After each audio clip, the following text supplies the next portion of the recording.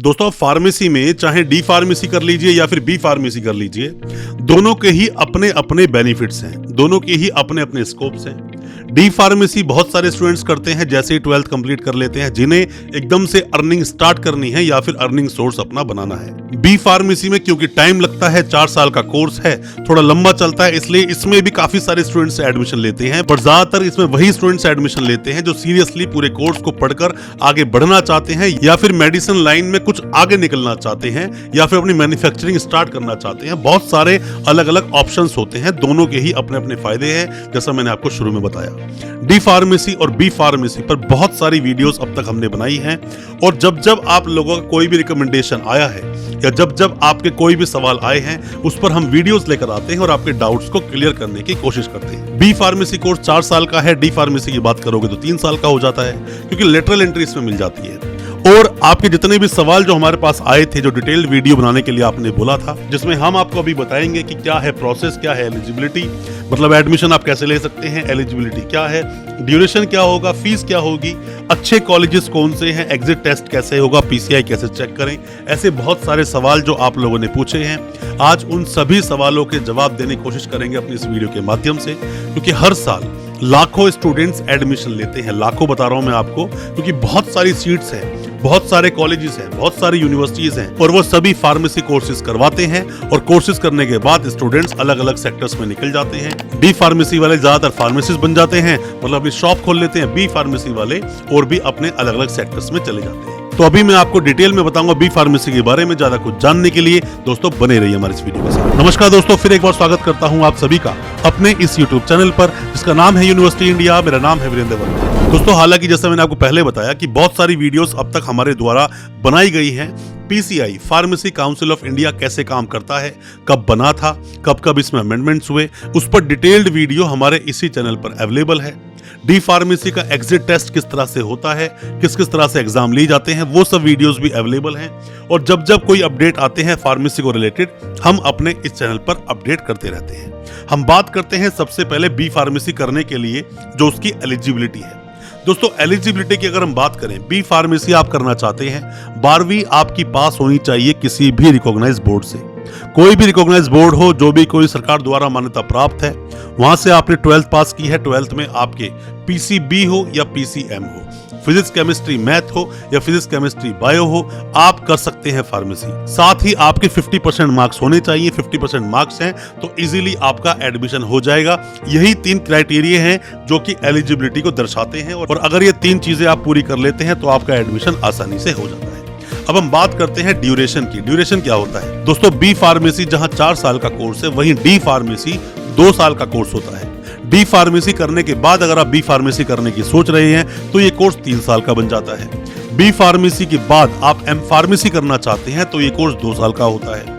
हालांकि new education policy में बहुत सारे बदलाव हुए, पर अभी तक फार्मेसी पर ऐसा कोई बदलाव हुआ नहीं है और इसमें आने वाले जो भी बदलाव होंगे उसकी भी वीडियोस हम आपके लिए लेके आते रहेंगे। फिलहाल ये 4 साल का कोर्स है। 12वीं के बाद आप कर सकते हो। पर सेमेस्टर एग्जाम्स होते हैं, मतलब कि 8 सेमेस्टर के एग्जाम्स आपको देने पड़ते हैं। दोस्तों आप किसी भी यूनिवर्सिटी के कोई भी डॉक्यूमेंट्स वेरीफाई करवाना चाहते हैं, वेरिफिकेशन के काफी सारे प्रोसेस होते हैं, पर जैसा मैं हमेशा अपनी वीडियोस के माध्यम से बोलता हूं कि आरटीआई एक बहुत अच्छा ऑप्शन होता है।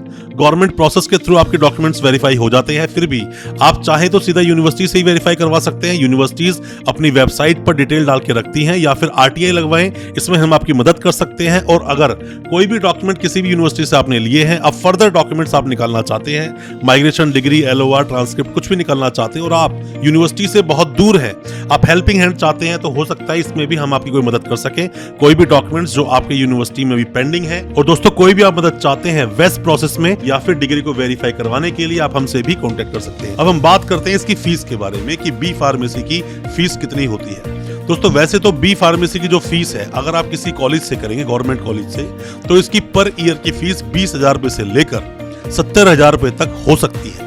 पर अगर आप किसी भी प्राइवेट यूनिवर्सिटी की तरफ रुख करते हैं तो इसकी फीस 75,000 रुपए से लेकर 1.5 लाख रुपए तक पर ईयर की फीस होगी। और इसमें हॉस्टल की जो फीस होगी वो अलग होगी, डेवलपमेंट चार्ज जो होगी वो अलग होगा, और साथ ही जो यूनिवर्सिटी की जो यूनिफॉर्म फीस होती है वो अलग होती है, स्टडी मटेरियल की फीस अलग होती है। तो फीस को अगर जनरली आप देखोगे तो आप पर ईयर मान के चल सकते हो कि 70,000 रुपए से लेकर 1 लाख के बीच में अच्छी यूनिवर्सिटी, अच्छी प्राइवेट यूनिवर्सिटी आपको मिल जाएगी।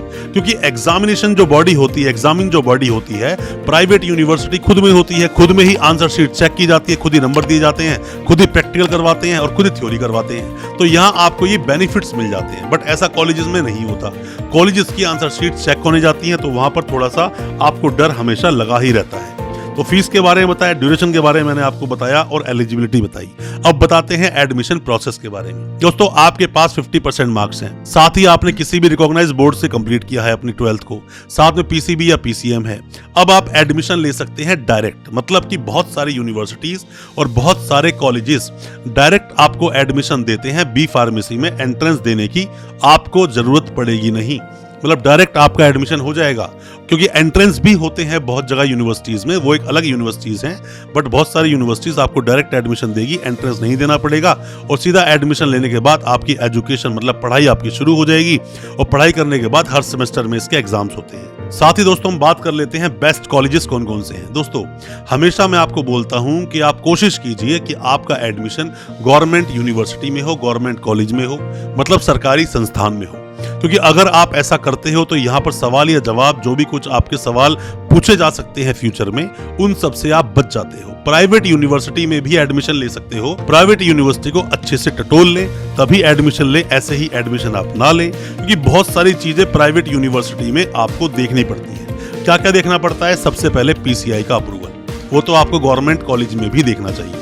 फार्मेसी काउंसिल ऑफ इंडिया का अप्रूवल अगर नहीं है तो वो कॉलेज या यूनिवर्सिटी आपको बी फार्मेसी नहीं करा सकती।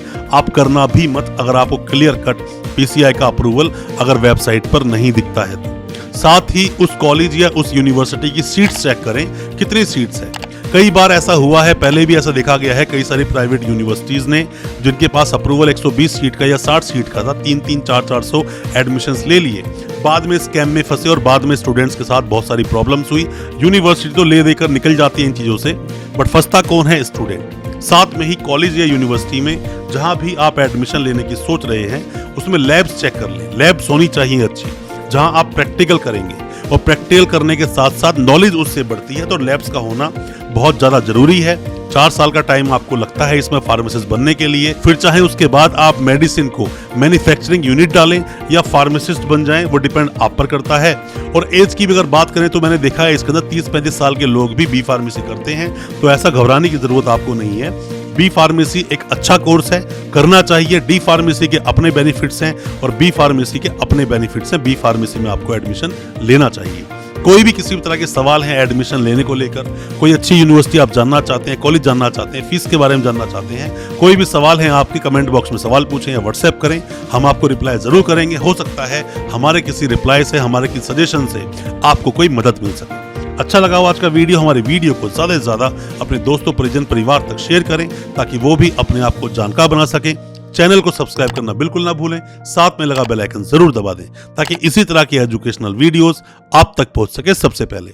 बहुत बहुत शुक्रिया दोस्तों, धन्यवाद हमारे इस वीडियो के साथ बने रहने के लिए।